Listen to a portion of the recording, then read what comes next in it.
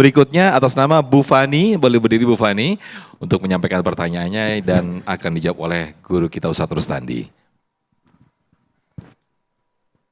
Ya, langsung Bu Fani, silakan. Bismillahirrahmanirrahim. Assalamualaikum warahmatullahi wabarakatuh. Waalaikumsalam warahmatullahi wabarakatuh. Izin bertanya Ustadz.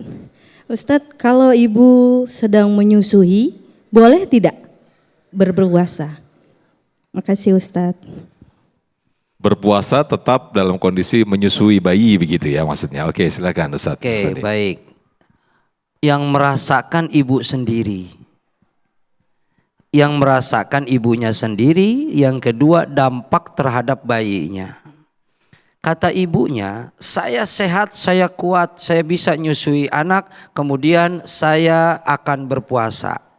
Setelah harus dia perhatikan dampaknya kepada bayinya. Kalau bayinya dari dampak dia berpuasa kemudian kekurangan nutrisi, kekurangan vitamin, maka anaknya akan bermasalah, maka dia harus batal puasanya. Walaupun dirinya kuat, tapi dampak buat bayi. Tapi ini bayi kecil ya Pak, bukan bayi besar.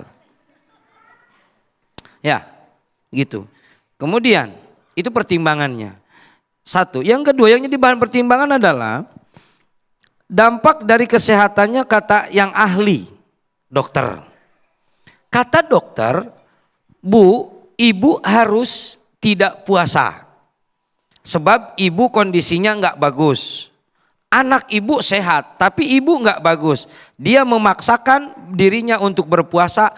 Di antara pendapat ini dua. Yang satu boleh dia berpuasa atau tidak. Kenapa?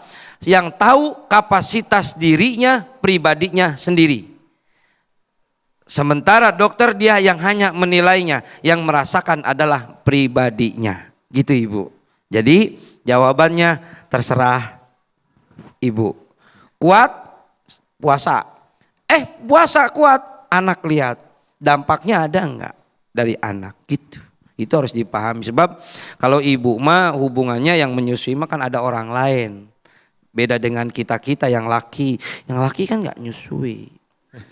Ya, gitu ya. Baik, nah, termasuk orang yang sakit ya Ustaz ya. Orang yang sakit ketika vonis dokter menyatakan bahwa tidak perlu puasa untuk demi kesehatannya beliau atau dia, itu tetap kita mengikuti yang puasa atau tidak berpuasa nih sebagai yang Ustaz. Merasakan pribadinya Kang Mas. Ya. Kata dokter Bapak nggak puasa, boleh. Ajaran agama juga membolehkan dia nggak puasa karena dalam keadaan sakit. Ini juga ikhtilaf, tanya Kiai. Ikhtilaf, jadi syarat orang yang berpuasa itu kan 3. Yang keempat jadi masalah. Bukan jadi masalah, jadi ikhtilaf. Ya, jadi perdebatan. Jadi perdebatan. Ya. Di antaranya biqadri mampu. Ada orang sakit, kata uzur syar'inya dia boleh nggak puasa kata dokter. Ya. Mengakibatkan kematian kalau dia puasa, maka dia boleh nggak puasa. Satu. Kata yang pendapat ulama yang lain, mendingan mati lagi puasa. Ayo, milih mana? Ayo, milih mana? Gitu. Nggak apa-apa mati, meninggal, tapi dalam keadaan ibadah. Itu adalah hal yang baik. Begitu.